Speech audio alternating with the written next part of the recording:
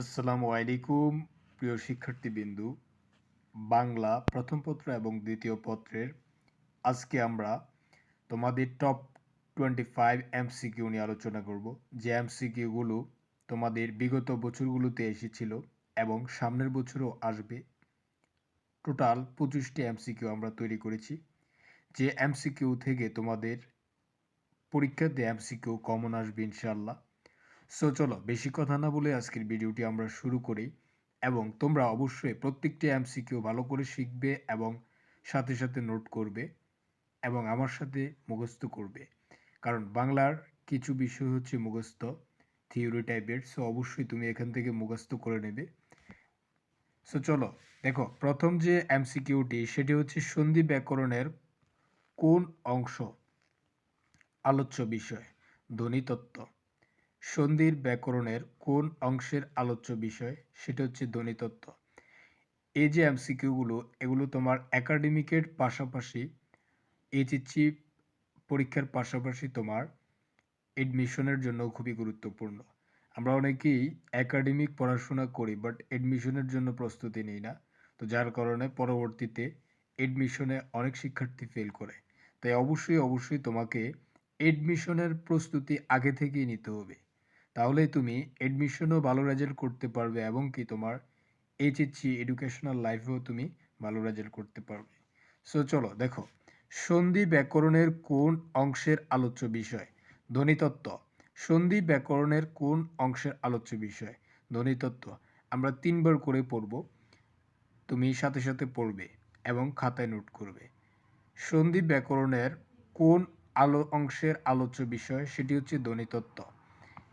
2 নম্বর দেখো, বৃক্ষ এর সমার্থক শব্দ কোনটি? বৃক্ষ এর সমার্থক শব্দ হচ্ছে মহিরুহ। বৃক্ষ এর সমার্থক শব্দ হচ্ছে মহিরু। বৃক্ষ এর সমার্থক শব্দ হচ্ছে মহিরু। বৃক্ষ এর সমার্থক শব্দ হচ্ছে মহিরু। 3 নম্বর দেখো, উগ্র এর বিপরীত শব্দ? ক সুম, খ ভদ্র, ছোট গ অগ্র, সুশীল। এটার অ্যান্সার কি হবে প্রিয় শিক্ষার্থীবৃন্দু?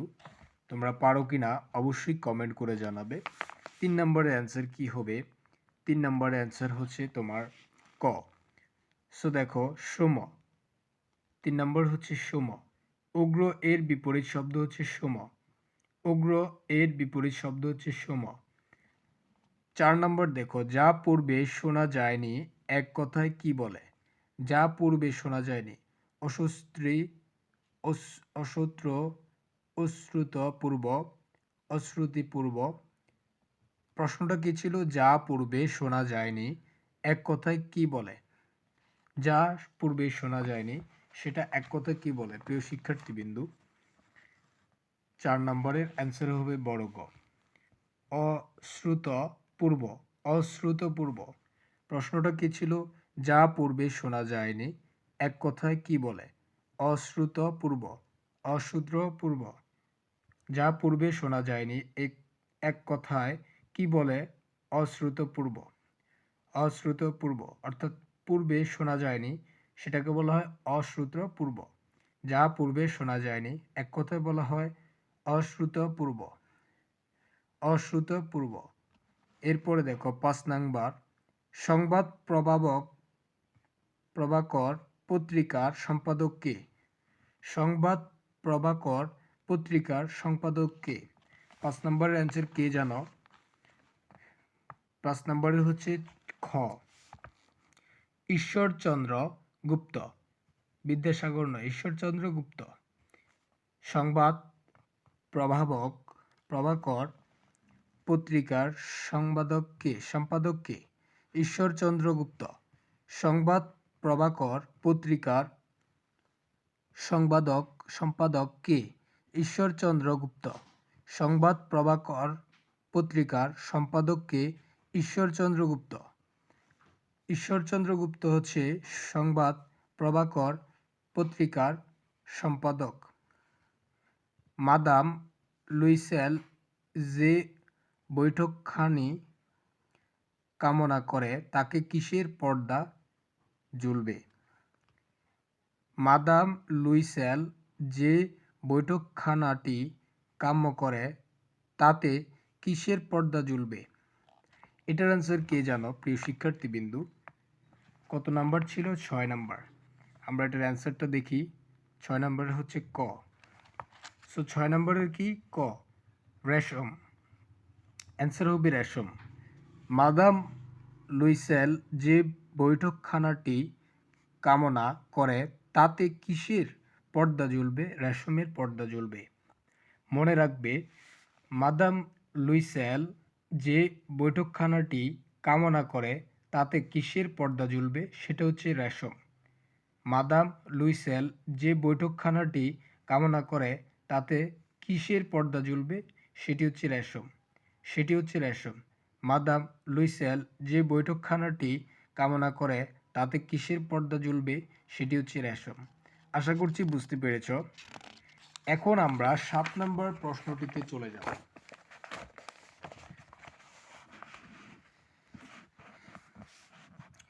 আশা করছি তোমরা 7 নম্বর প্রশ্নটি দেখতে পাচ্ছ। তুষার দবল কোন সমাসের উদাহরণ? ক বলা হয়েছে সাধারণ কর্মদ্বারয়, খ উপমার কর্মদ্বারয়, ছোট গ উপমিত কর্মদ্বারয়, বড় গ মধ্যপদলোপীয় কর্মদ্বারয়। সো এটার অ্যান্সার কি হবে তোমরা অবশ্যই কমেন্ট করে জানাবে। এটার অ্যান্সারটা তোমরা দিবে। সো আমরা 7 নম্বরে চলে যাব। তার আগে তোমাদেরকে অ্যান্সারটি বলে দিই, কেমন? 7 নম্বরের হচ্ছে খ। 7 নম্বরের হচ্ছে খ। 7 নম্বরের হচ্ছে খ। 7 নম্বরের খ। তাহলে কি ছিল? তুষার দবল কোন সমাসের উদাহরণ? উপমান কর্মদ্বারয়, উপমান কর্মদ্বারয়, উপমান কর্মদ্বারয়, উপমান কর্মদ্বারয়। তুষার দবল কোন সমাসের উদাহরণ? তুষার দবল উপমান কর্মদ্বারয়ের উদাহরণ। কি ছিল? তুষার দবল কোন সমাসের উদাহরণ? সেটা হচ্ছে উপমান কর্মদ্বারয়, উপমান কর্মদ্বারয়। তুষার দবল কোন সমাসের উদাহরণ? সেটা হচ্ছে উপমান কর্মদ্বারয়, উপমান কর্মদ্বারয়। তারপর হচ্ছে 8 নাম্বার, মাসি পিসি গল্পের আহ্লাদি কার নির্যাতনের শিকার? মাসি ও পিসির নির্যাতনের শিকার, নাকি ভাই বোনের নির্যাতনের শিকার, নাকি ননদের, নাকি স্বামীর? এখানে অ্যান্সার হবে তোমার স্বামীর। ঠিক আছে, আমরা অ্যান্সারটিও দেখব, প্লাস তোমার অ্যান্সারটি তুমি অবশ্যই কমেন্ট করে জানাবে।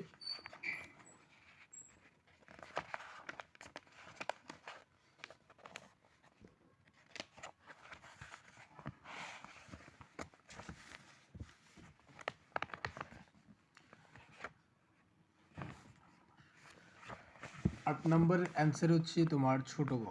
8 নম্বরের অ্যান্সার কি? ছোট গ। 8 নম্বরের অ্যান্সার হচ্ছে ছোট গ, স্বামীর। মাসি পিসি গল্পের আহ্লাদি কার নির্যাতনের শিকার? স্বামীর নির্যাতনের শিকার। মাসি পিসি গল্পের আহ্লাদি কার নির্যাতনের শিকার? স্বামীর নির্যাতনের শিকার। শেখ মুজিবুর রহমানের অসমাপ্ত আত্মজীবনীতে কত সাল পর্যন্ত ঘটনাবলী স্থান পেয়েছে? কত সাল পর্যন্ত ঘটনাবলীটিতে স্থান পেয়েছে? এটার অ্যান্সার কি হবে প্রিয় শিক্ষার্থীবৃন্দু? কত নাম্বার? 9 নাম্বার। 9 এর ছোট গ।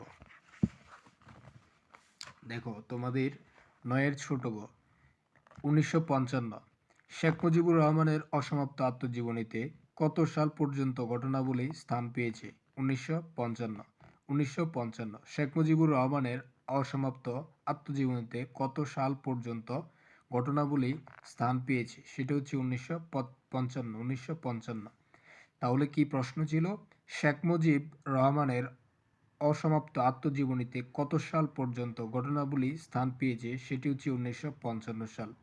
মৃত্যুঞ্জয়কে দংশন করেছিল উদয়নগর, কালকেউটে, নাকি চন্দ্র বোড়া, খরিশ গোখরো?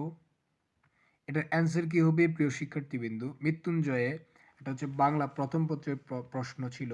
মৃত্যুঞ্জয়কে দংশন করেছিল কোন সাপটি? কালকেউটে সাপটি। দেখি তো আমাদের অ্যান্সারটি হয় কিনা। তোমরা একটু মিলিয়ে নিবে, কেমন?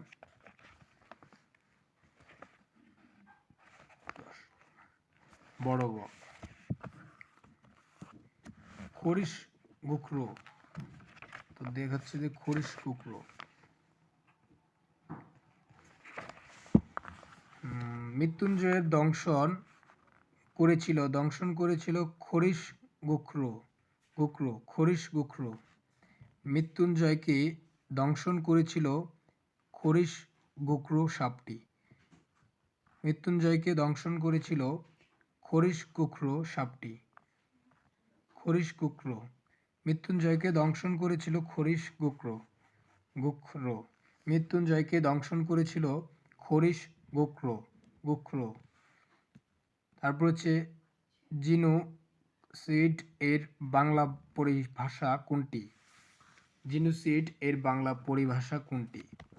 জিনোসিড এর বাংলা পরিভাষা কোনটি? প্রিয় শিক্ষার্থীবৃন্দু, জিনোসিড এর বাংলা পরিভাষা কোনটি? আমাদেরকে অ্যান্সারটিও দেখিয়ে দিচ্ছি।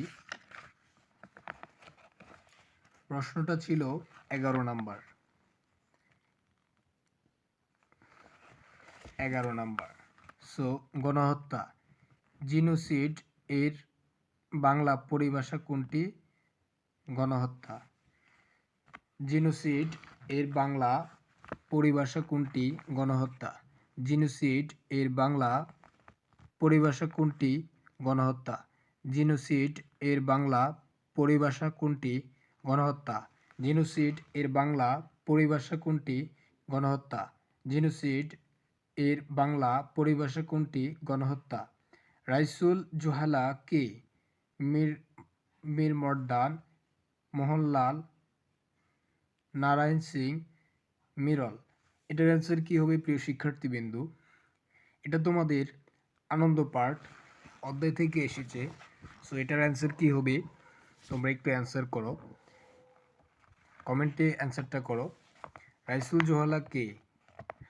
এটার অ্যান্সার কি হবে প্রিয় শিক্ষার্থীবৃন্দু? রাইসুল জোহালা কে? রাইসুল জোহালা কে? রাইসুল জোহালা কে?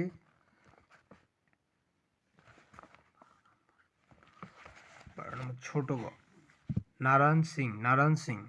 রাইসুল জোহালা হচ্ছে নারায়ণ সিং হচ্ছে রাইসুল জোহালা। রাইসুল জোহালা কে? নারায়ণ সিং। রাইসুল জোহালা কে? নারায়ণ সিং হচ্ছে রাইসুল জোহালা। রাইসুল জোহালা কে? নারায়ণ সিং। রাইসুল জোহালা কে? নারায়ণ সিং। তোমরা সাথে সাথে মুখস্থ করে পেলো এবং খাতায় লিখে পেলো। রাইসুল জোহালা কে? নারায়ণ সিং। রাইসুল জোহালা কে? নারায়ণ সিং। রাইসুল জোহালা কে? নারায়ণ সিং। রাইসুল জোহালা কে? নারায়ণ সিং। কন্যা, কন্যা এটি কিসের উদাহরণ? কন্যা এবং কন্যা এর কিসের উদাহরণ? 13 নম্বর হচ্ছে তোমার অ্যান্সার খ হবে। অপিনিহিতি। কন্যা, কন্যা এটি কিসের উদাহরণ? অপিনিহিতির উদাহরণ হচ্ছে কন্যা এবং কন্যা। কর সিদ্ধান্তলা আকার না, কন্যা কন্যা এটি কিসের উদাহরণ? সেটা হচ্ছে অপিনিহিতি। কন্যা কন্যা এটি কিসের উদাহরণ? অপিনিহিতির উদাহরণ। পর্যায় শব্দটির সন্ধিবিচ্ছেদ। পর্যায়, পর প্লাস যায়, পর প্লাস আয়, পরি প্লাস আয়, পরি প্লাস যায়। পর্যায় এর শব্দটির সন্ধিবিচ্ছেদ কি? 14 নম্বর অ্যান্সার কি হবে প্রিয় শিক্ষার্থীবৃন্দ? তোমরা অ্যান্সার করো, আমি তোমাদের অ্যান্সারগুলো দেখছি। পর্যায় শব্দটির সন্ধিবিচ্ছেদ কি? পর্যায় শব্দটির সন্ধিবিচ্ছেদ হচ্ছে ছোট গ, অ্যান্সার হবে পরি আয়, পরি প্লাস আয়। আমরা মনে করছি পর প্লাস যায়, কিন্তু এটার অ্যান্সার হবে পরি প্লাস আয়। পর্যায় শব্দটি সন্ধিবিচ্ছেদ হচ্ছে পরি প্লাস আয়। মনে রাখবে, পর্যায় শব্দটির সন্ধিবিচ্ছেদ যদি তোমার পরীক্ষায় আসে তাহলে তোমরা অ্যান্সার করবে পরি প্লাস আয়। কি অ্যান্সার করবে? পরি প্লাস আয়। পর্যায় শব্দটির সন্ধিবিচ্ছেদ হচ্ছে পরি প্লাস আয়। পর্যায় শব্দটির সন্ধিবিচ্ছেদ কি? পরি প্লাস আয়। পর্যায় শব্দটির সন্ধিবিচ্ছেদ হচ্ছে পরি প্লাস আয়। পর্যায় শব্দটির সন্ধিবিচ্ছেদ কি? পরি প্লাস আয়। এর আগেটি কি শিখেছিলাম? কন্যা, কন্যা। এটি কিসের উদাহরণ? অপিনিহিতি, অপিনিহিতি, অপিনিহিতি। হ্যাঁ প্রিয় শিক্ষার্থীবৃন্দু, 15 নম্বর দেখো, বারেক বিরাও তরি কুলিতে এসে কাকে আহ্বান করা হয়েছে? নৌকার মাঝিকে, অচেনা লোকটিকে, কৃষককে, বারেক নামের বালকটিকে। বারেক বিরাও তলি কুলেতে এসে কাকে আহ্বান করা হয়েছে? 15 নম্বরের অ্যান্সারটি তোমরা করো প্রিয় শিক্ষার্থীবৃন্দু। 15 নম্বরের অ্যান্সারটি কি হবে? 15 নম্বরের অ্যান্সারটি কি হবে? প্রশ্নটি আবার বলছো, বারেক বিরাও তরি কুলিতে এসে কাকে আহ্বান করা হয়েছে? নৌকার মাঝিকে, কারণ তো তরি হচ্ছে নৌকা, নৌকা কুলেতে এসে মানে বাঁধার জন্য বলা হয়েছে, কাকে বলবে? সেটা বলা হয়েছে হচ্ছে নৌকার মাঝিকে। অ্যান্সার হবে নৌকার মাঝিকে। বারেক বিরাও তলি কুলেতে এসে কাকে আহ্বান করা হয়েছে? সেটি হচ্ছে নৌকার মাঝিকে। প্রিয় শিক্ষার্থীবৃন্দু দেখো, বারেক বিরাও তলি কুলেতে এসে কাকে আহ্বান করা হয়েছে? নৌকার মাঝিকে। শামসুর রহমানের প্রথম কাব্যগ্রন্থ কোনটি? প্রশ্ন করা হয়েছে শামসুর রহমানের প্রথম কাব্যগ্রন্থ কোনটি? ক রুদ্র করটিতে প্রথম গান দিয়েই দ্বিতীয় মৃত্যুর আগে, বিধ্বস্ত নীলিমা, বন্দি শিবির থেকে। শামসুর রহমানের প্রথম কাব্যগ্রন্থ কোনটি? প্রিয় শিক্ষার্থীবৃন্দু তোমরা অ্যান্সারটি করো। শামসুর রহমানের প্রথম কাব্যগ্রন্থ কোনটি? শামসুর রহমানের প্রথম কাব্যগ্রন্থ কোনটি? প্রথম গান দিয়ে মৃত্যুর আগে, প্রথম গান দিয়ে মৃত্যুর আগে। শামসুর রহমানের প্রথম কাব্যগ্রন্থ হচ্ছে প্রথম গান দিয়েই মৃত্যুর আগে, প্রথম গান দিয়েই মৃত্যুর আগে, প্রথম গান দিয়েই মৃত্যুর আগে। শামসুর রহমানের প্রথম কাব্যগ্রন্থ কোনটি? প্রথম গান দিয়েই মৃত্যুর আগে, প্রথম গান দিয়েই মৃত্যুর আগে। শামসুর রহমানের প্রথম কাব্যগ্রন্থ কোনটি?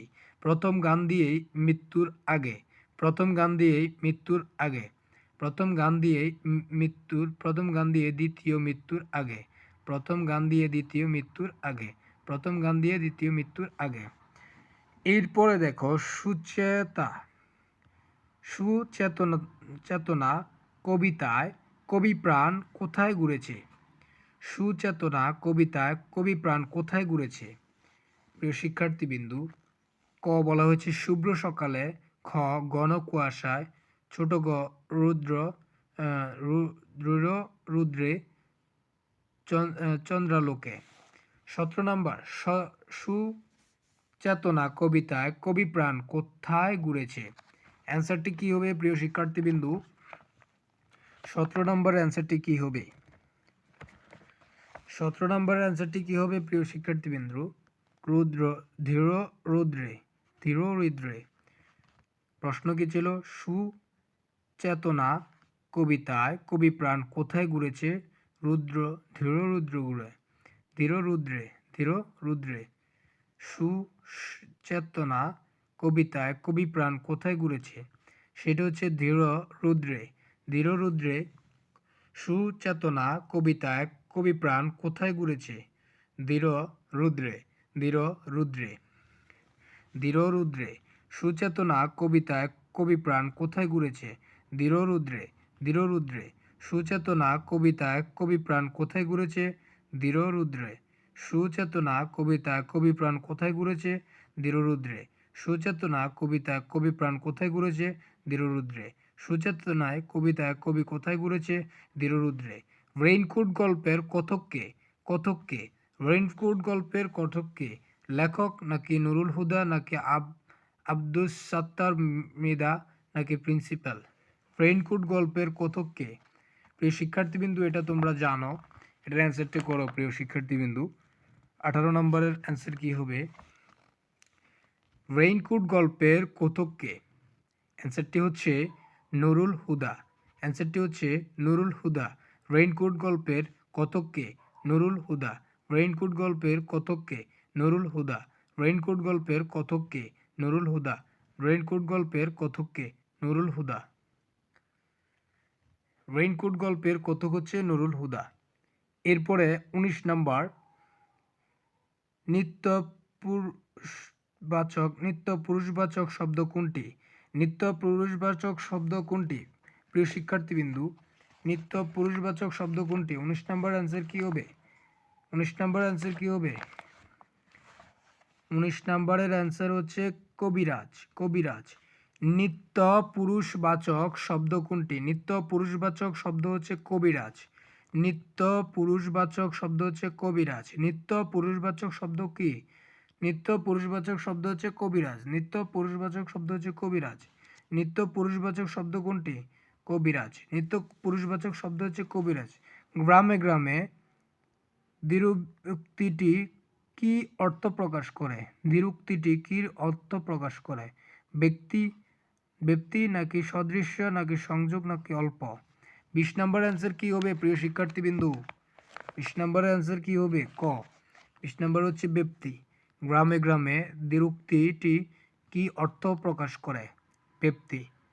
আমরা ভিডিওগুলো অনেক কষ্ট করে তৈরি করতে হয়, তোমরা অবশ্যই লাইক কমেন্ট করতে ভুলবে না। গ্রামে গ্রামে দ্বিরুক্তিটি কি অর্থ প্রকাশ করে? সেটা হচ্ছে ব্যক্তি। সেটা হচ্ছে ব্যক্তি। গ্রামে গ্রামে দ্বিরুক্তিটি কি অর্থ প্রকাশ করে? সেটা হচ্ছে ব্যক্তি। গ্রামে গ্রামে দ্বিরুক্তিটি কি অর্থ প্রকাশ করে প্রিয় শিক্ষার্থীবিন্দু? সেটা হচ্ছে ব্যক্তি। গ্রামে গ্রামে দ্বিরুক্তিটি কি অর্থ প্রকাশ করে? সেটা হচ্ছে ব্যক্তি। গ্রামে গ্রামে দ্বিরুক্তিটি কি অর্থ প্রকাশ করে? সেটা হচ্ছে ব্যক্তি। গ্রামে গ্রামে দ্বিরুক্তিটি কি অর্থ প্রকাশ করে? সেটা হচ্ছে ব্যক্তি।